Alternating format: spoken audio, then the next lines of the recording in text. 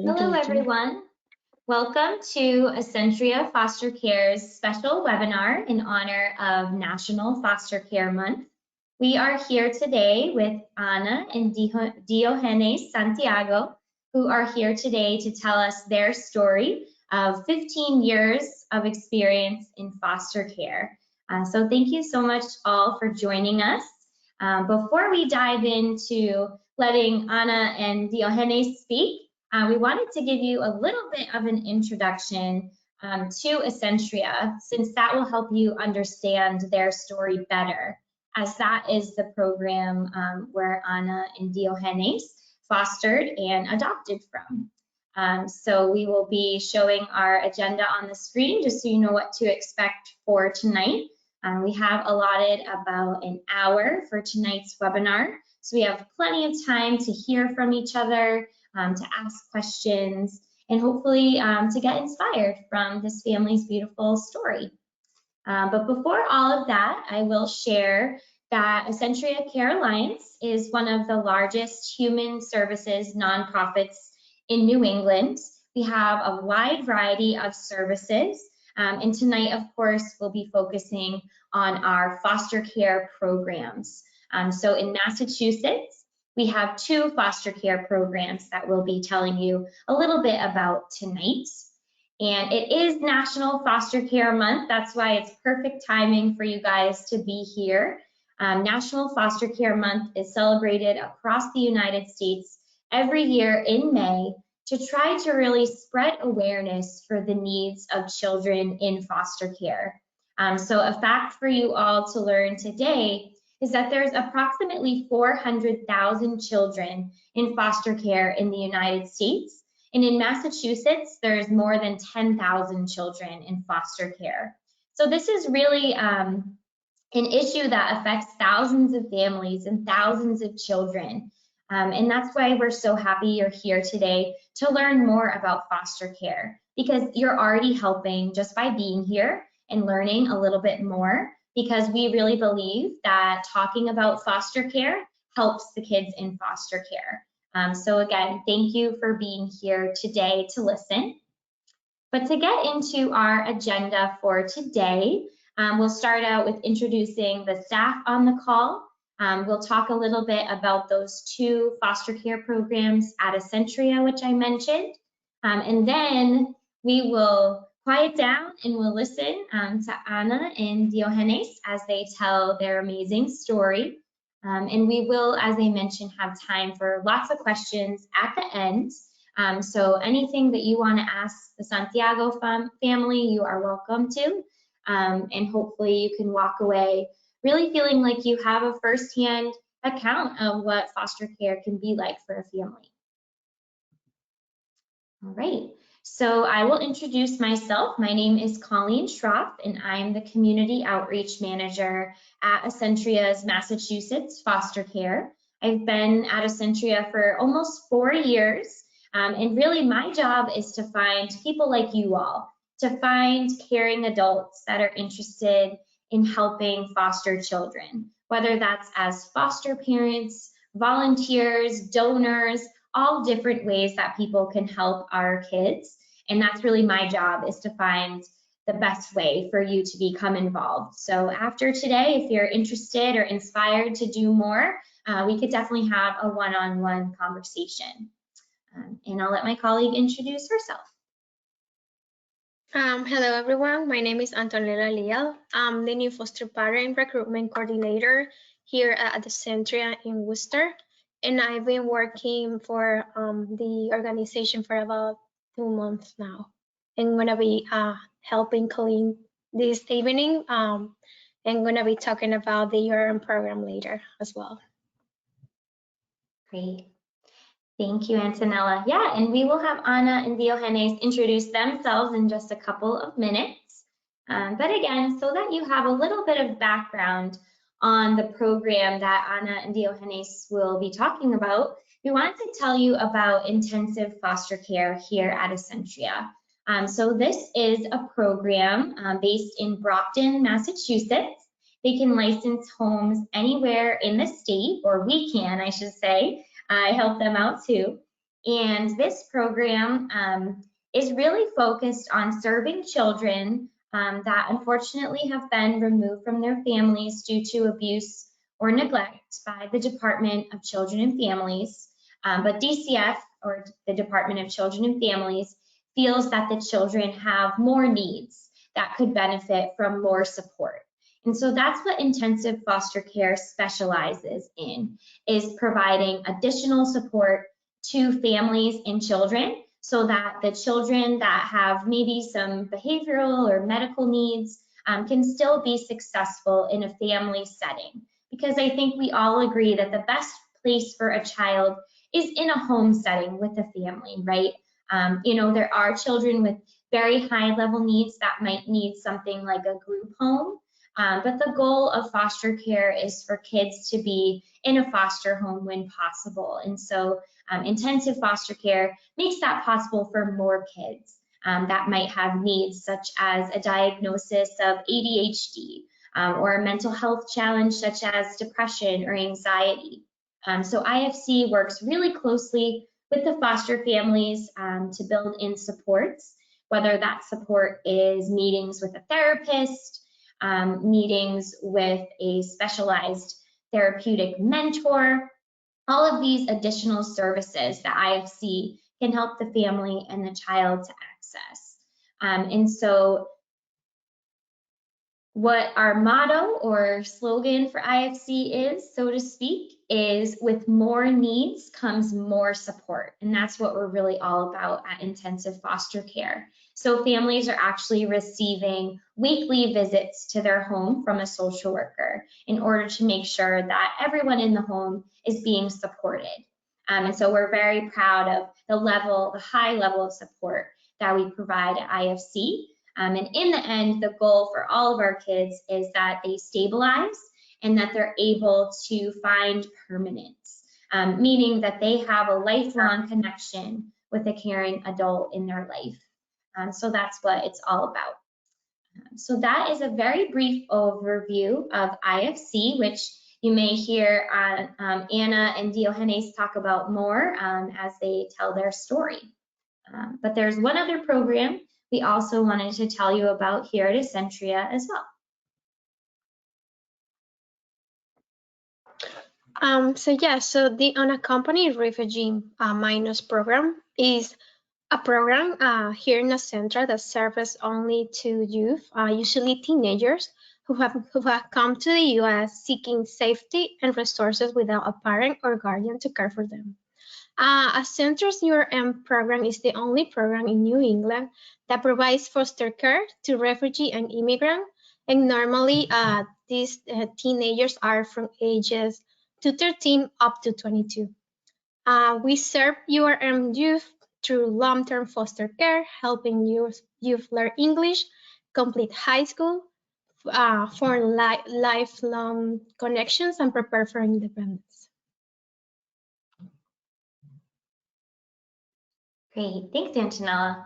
Definitely a very unique program, the only of its kind in New England, serving unaccompanied children, whether those youth are from overseas, such as from Afghanistan or Eritrea, or youth that have come across the US-Mexico border from Central American countries such as Guatemala or Honduras. So if anyone's interested in learning about that, Anna and Diogenes also fostered for that program several years ago too, so they have experience with both. So without further ado, I know you've all been really waiting and want to hear from Anna and Diogenes. So I will introduce them. So they are one of our wonderful foster and adoptive families here in Massachusetts. They have fostered for both the Unaccompanied Refugee Minors program and intensive foster care. They have been foster parents for nearly 15 years. And most recently, a couple of months ago, we want to congratulate them because they officially adopted their 2 sons, Jared and Tyler. And that was also through the intensive foster care program. And so I wanted to give that little background, but really it's up to you guys, Anna and Diogenes, to tell your story. So I want to just welcome you to share a little bit about how your family became foster parents, what motivated you to start out, and then, what that journey has been like for your family. So I'll turn it over to you guys. Hello everyone. Hi. My name is Ana Santiago, Diogenes Santiago, and we've been foster parents for around 15 years. We start with DCF. This is something that not a lot of people knows. The first kid that we have on DCF, she was 11 months. So we keep her around she was almost 3, right? 2 years old. Yeah, and when she returned with her dad, so we stayed like almost a year without kids because that was too hard for us. Like she was the baby of the house. Even my daughter, when she went back to dad, that was in August. In December, we were making lists for the gift, and I asked my little one what she wants for Christmas, and she told me, "I just want to see her back. I miss her." Like yeah, it was so hard. But then we start to with after that we have 2 sisters. They stayed with us like for 2.5 years. I guess mom did all the things that she needed to do, so they went back to mom. Yeah, but then I heard about Accentria and got me attention because on a company minors, sound interesting. So we decided to investigate about the agency, how is everything. So we have to take the classes again because they have different. It's almost the same classes that we take with DCF, but like the last 2 classes were different, 2 extra classes. Yeah, and then the first kids, yeah, they were URM, and they stayed with us for 3 years. And sometimes people think we teach them, but most of the time they teach us. And with that company, what I like with URM, they try to match which family is better for this kids. In that case, it was perfect because a lot of like difficult like health problems. So I was at home, so I'm drive. I was at home, so able to go to all the appointments that he used to have. Yeah, and that was a good experience. Like, yeah. Well, they moved from here, and they're doing so well. We keep in contact with them, and the best thing, she knows that she can count with us all the time. It's not just foster and you left and that's it. No, we keep in contact with them. And then we got Tyler and Jared from intensive foster care. And by that time, I told the supervisor there was a click that we made with them, special. After 3 years, we heard the news that they were putting in adoption. And we went to several parties for adoption. I bring them, then I pick them up. But it's like we were worried because our first concern was, what about if they get separated? Most of the people look for 1 kid, not 2. And then after talking, we decide to adopt them. And yeah, you have to say something? Okay, so as Anna was mentioned, we have worked. We work with different agencies doing foster parenting for about 15 years. We initially started with DCF, and through friends of the family, we learned about Accentria, and we started meeting with Accentria and making contacts and learning how they work, what was their program about, and definitely we became foster parent through Accentria with the different programs that they were running at the time with the company minors and the intensive foster care. But the main reason why we became foster parents is because both of us came from larger families, so we used to have kids in the house, and Yeah. for health reasons, we can not have many children of our own. We had two daughters, and for health reasons, we can no longer keep having more children. So we decided that adopting was that we could become good adopted parents, because we had the attitude to care for kids, and mainly because we think we are capable to treat others people's children as well as we treat our children's. And probably that's the main reason why we knew we were ready to do foster parenting. So one of my advices to someone that wants to do foster parenting or wants to adopt the children is to ask themselves if they are capable of loving someone else's children as they love their children's. If they think that's true, then they are prepared for that. But we have a great experience throughout the time with the kids that we have fostered. We have fostered kids from 1 year old to all the way to 14 and 13-year-old, from different ethnic backgrounds, Yeah. from different ages. So it's all been good experience, and the best, probably the best idea, the best outcome is think that we are changing somebody's life, maybe helping changing someone's future.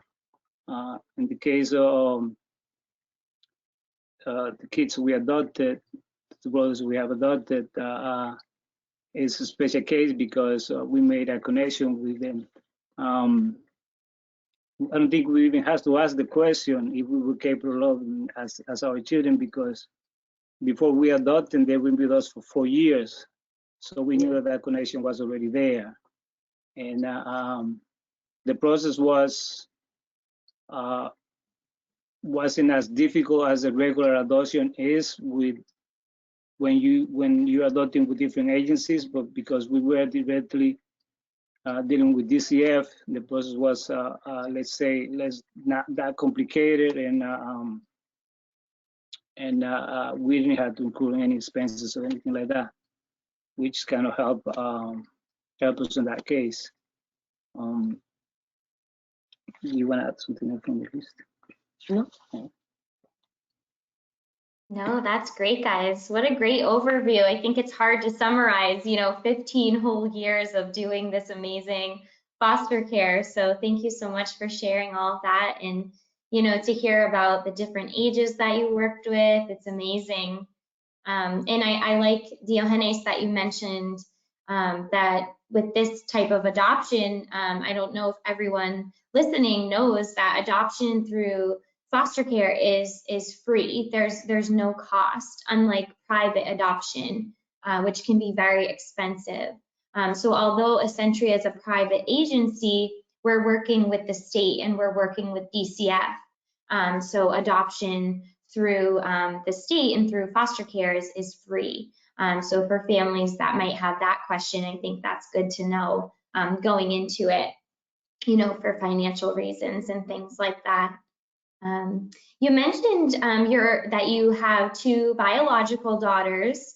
So I was curious if you could talk about what it was like for them to have foster siblings, and now to have, 2 new brothers, and how they got along with the kids, and what that experience has been like for your daughters.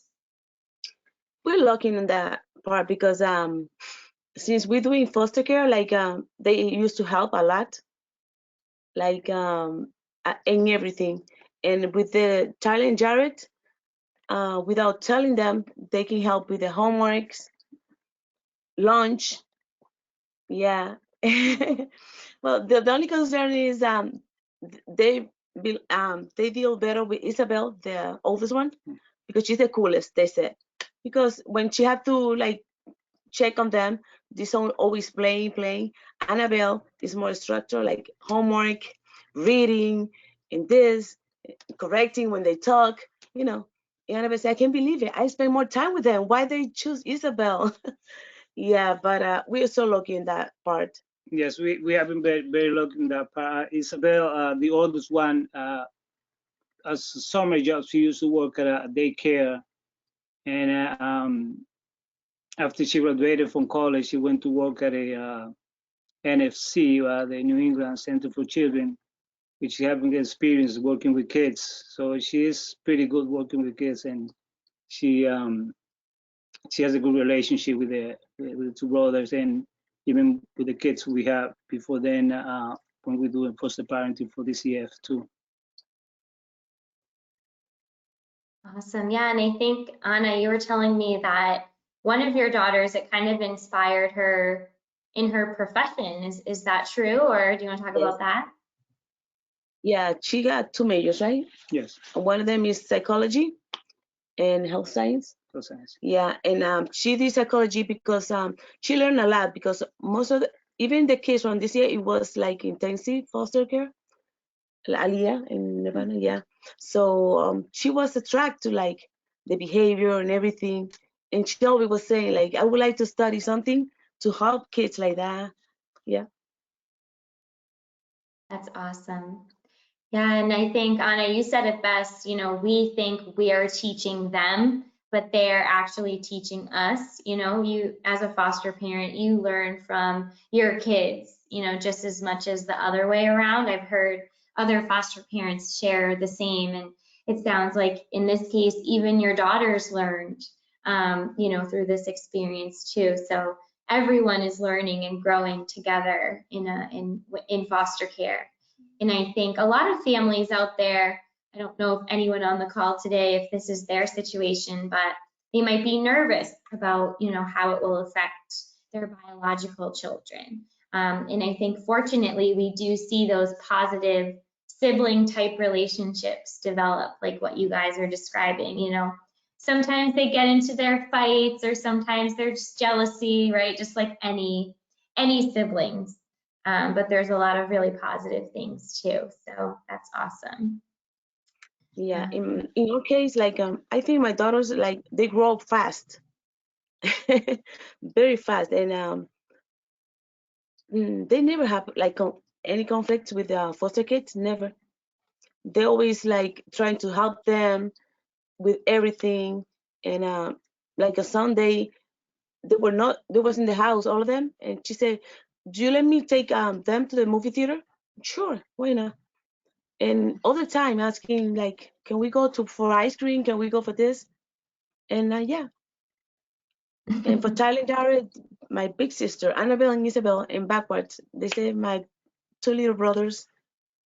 And the funny thing is, when people see in the street, they say, "Oh, the boys look like mom, and the girls look like the dad." Yeah, yes. Yeah, they go out in pursuit to their friends that they had 2 little brothers.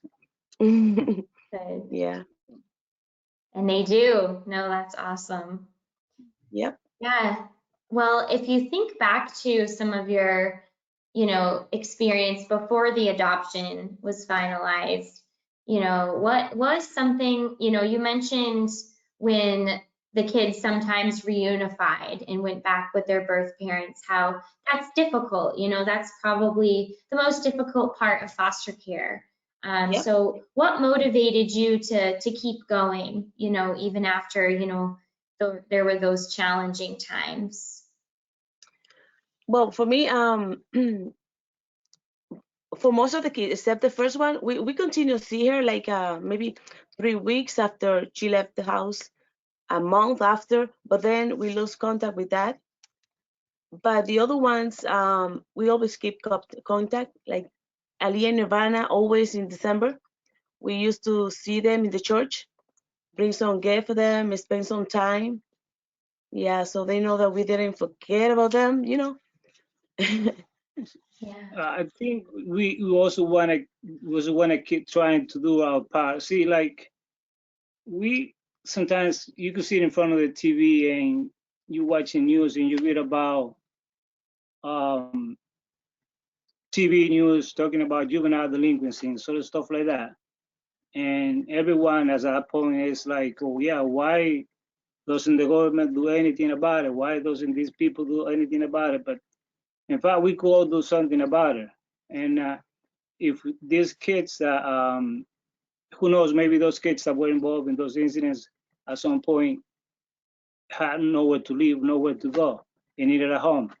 So by providing a temporary or permanent home for kids that need foster care, we think we're doing our part for helping these kids, or at least letting them see then that there's a hope for them, that they could definitely have a better future, that they have the opportunity to have a better future. And that's what we keep trying doing foster parenting, even after, even we knew that sometimes the goal for that program was reunification with the family. But we still keep trying because we think we were doing the right thing at that time. So Absolutely. And you definitely are doing the right thing and making such an amazing difference. And no, I thank you guys and I applaud you guys for fostering for so long. It's, you know, parenting is never easy. And No. foster parenting is no different, right? So, but, you know, the kids are worth it and they're worthy of love and they deserve, you know, caring adults like you guys. And, you know, I think what you shared, yeah, I think that resonates a lot with people, and hopefully it might inspire somebody else to become a foster parent one day. I'm wondering if you guys could speak to the support, you know, as a foster parent. So, you know, when you are a birth parent and you have your baby at the hospital, they send you home, you know, good luck and you're on your own. Yeah. Exactly. But as a foster parent, it's very different. So could you speak a little bit to some of the support that you've experienced as foster parents? Well, with the Centria, I always say this, like, it's the best support that I ever have. Even when we adopt the kid, they're supposedly, that's it, it's our responsibility. They told me, like, you can keep calling us, ask questions, because it's the same thing. After we adopt them, I feel like I just give birth, like, you know, on my own. And I used to call them all the time. I'm so sorry. I know I'm not part of this, but asking a question, and the way they help, even like, you know, but as a foster, like, it's amazing. It's a 24/7 line. Always, always. You call and you got an answer right back if you don't get the answer immediately. Yeah. so talking about support, and it's probably one of the things that potential foster parents should know is that, and probably this, I hope this might not discourage anyone that is trying to go into foster parenting. We initially started working with DCF. As most people know by now, that agencies 10, 15 years ago was having really organizational issues. The problems that they were having were internal problems that actually reflected on the services they were giving. And we definitely have problem getting the support that we needed at that time from that agency. Nevertheless, we stayed working with them because we thought it was in the best interest of the kids. And it was not their fault that the agency wasn't really owning up to their responsibility. I think that probably after a few years, the service might have got better. The system of support to the foster parent might have got better. I don't know. I can say anything about that now. But it's good that foster parent, potential foster parent, know that if they have issues getting support from whatever agency that they're working with, that should not discourage them because eventually what we are doing is for the kids. So and they deserve the our attention, and they deserve that we dedicate to them and put those difference with the agencies behind. Absolutely. No, and I appreciate that perspective because I think it's important for people to know the reality.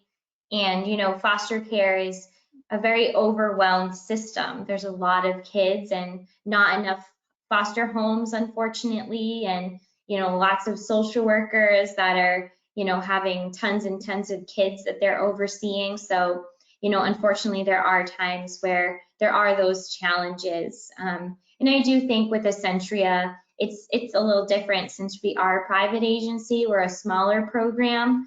So for some families where support is a concern and where that's important to you, an intensive foster care program could be a really good fit because the support is coming weekly basis, 24/7, like Anna was saying, versus some other foster care programs out there that might not have as much support.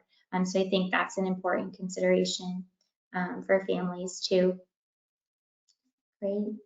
And actually that reminded me of something that you said earlier as well. So you had talked about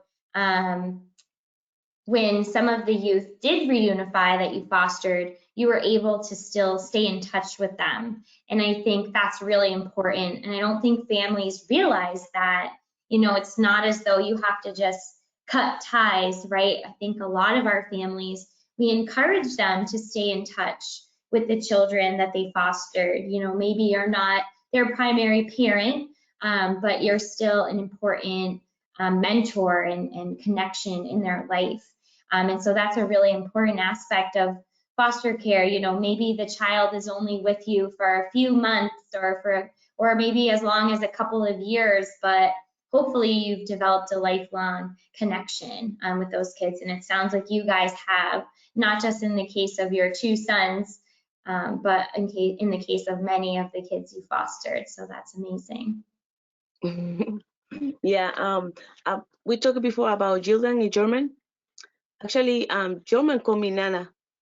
And Silent Jared thinks I'm Nana. Like, oh, now German is our nephew? Yeah. And yeah, they're always visiting us, and yeah.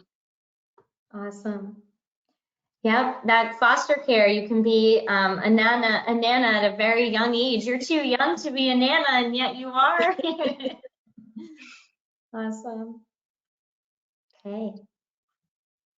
All right, I'm just looking to see if any questions have come in so far. So at this point, it's a great time for the audience that's listening to send in any questions that you have for Ana or Diogenes or for the Essentia staff. If there's a question you have about foster care or programs or applying or how any of this works, definitely send it in. In the meantime, while folks are brainstorming those, I do have some other questions to run through, just some frequently asked questions. So I know this was a long time ago for you guys now, but can you guys talk a little bit about the process to become licensed and what that was like? A lot of families might not know how long it takes or what's involved. So what did it take to become a licensed foster parent? Good. Well, the process to become foster parent through Essentia is, I would say, it's a very organized process, and you have to provide Essentia with a extensive background check, biographical information, family information, things as mundane as your driving record, and your house goes through an inspection process too, to make sure that it's safe and suitable for people to live safely. And the classes, the classes is very important because they bring in people to talk about their experiences the same way we are talking about our experience. They bring people that's been working with them for years, and they talk about their experience working with Essentia. Their training is very detailed too, and extensive. So make sure that you are prepared for what you are going to be emerging in. And the CPR too. See, they also ask for CPR. What I could tell you is I cannot tell you exactly step by step, but I could tell you something is that when you finish the process, you won't have many questions about, because they will give you so much information that you, when you take the decision to go ahead and start foster parenting, is because you already have all the information you need. It's because you feel that you're ready and that the agencies have provided you with all the information you need and all the resources that you need. Anna is involved, been probably closer than me with the steps involved, because she usually does the paperwork. So I don't know if you have want to add anything to that. No, the CPR too, and every years to renew it. Yeah. And the Cory check is every year renewing. Yeah. Yeah, no, great job, guys. That was kind of a pop quiz for you, huh? I know it's been a while since you were new foster parents. You guys are veterans now. But yeah, you guys definitely touched upon the main things. So sharing lots of information. It's definitely an in-depth process, and there are those classes, the foster parent training that we do. Nowadays, we do a lot of the process online, so that does help, and it takes at least 6 months to become licensed, 6 to 8 months at this time. And really it's meant to prepare folks, right? And to not just prepare you, but to be able to make a good match, to know your family, and to think about, what type of child could you best support? What needs do you have the skills to manage? And maybe what needs aren't you comfortable with? What are your boundaries? What are some of your limits? Which is just as important. So it is in depth, but I think, it's worth it, because in the end, everybody goes into it, eyes wide open and ready, and hopefully to make the best match possible for the family and the child. Yeah. Great. Well, it looks like we have a quiet group tonight, so I haven't seen any questions come in, but that's okay. I think what we'll do now is start to wrap up a little bit. So I don't know if to end on, I think a good question to end on is, what piece of advice would you give, to folks that are considering becoming foster parents? I know, Diogenes, you kind of mentioned the answer to that already, in terms of being ready to love the kids as your own. But maybe you could just talk more, or give a different piece of advice to anyone who's listening and maybe thinking about becoming a foster parent. Well, if you become a foster parent, you haven't second guessed yourself. Probably gonna have to resort to that cliche used in one of the promotions that says that you don't have to be perfect to be a foster parent. So and you need, all you need to have is love and patience, I believe, because it could be difficult at the beginning. For them, it could be difficult for the potential foster children and for the potential foster parents, because it's a process you have to adapt to each other's, and sometimes it might be that it's not what you expected at that time, and the kids are assigned to you, or you decided to become a foster parent, but it's not really what you had on mind. It's not how you expected, and that's when you have to have patience to wait for the kids to trust you, and you start trusting them, and relationships start developing, and being able to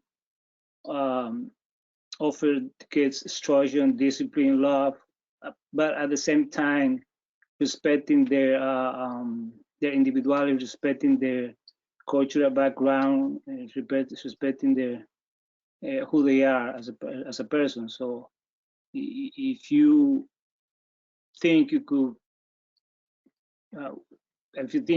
like go through this process, then you should be ready to be a foster parent. But like I said, it's a combination of patience and love, and try to put yourself on their place, try to put yourself on their shoes, and treating the way you want to be treated, basically, as if you were that kid, as if that kid were your son. So that's probably what you need to have in mind.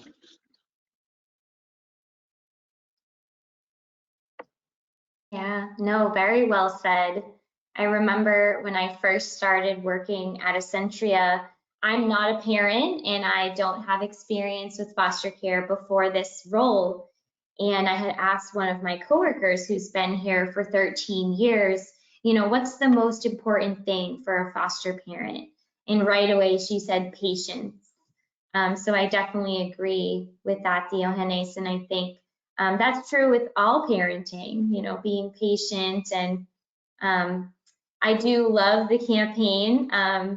You don't have to be perfect to be a foster parent. I think that's so true. No parent is perfect, and that's where we're here to give folks the support for anything where maybe they don't have as much experience or maybe they're not as sure, and that's where Essentia can really come in and give guidance. And or maybe you could even meet other foster parents that have been doing this and can give you advice, and you can lean on a network of other foster parents too. But Anna, is there anything that you would add to that for a piece of advice or anything else you'd like to share? Yeah, I agree with you guys, like patience. And I have something to say, like once my daughter, the oldest one, she said, you notice that you have more patience with them than with us at that age? And I tell her, like, yes, but I remember that they came up with trauma, you know, so it's different way that you need to work with them. Different needs. They have different needs. So, and I'm pretty sure she learned about that, and yeah. Absolutely. No, that's funny. Your daughter noticed that.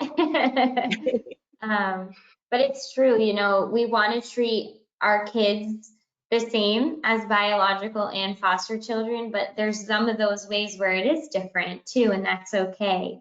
And that's definitely part of, you know, trauma-informed parenting, as we call it. And no one has to be an expert on that coming into this. That's where the training and the classes can really help you learn about that too.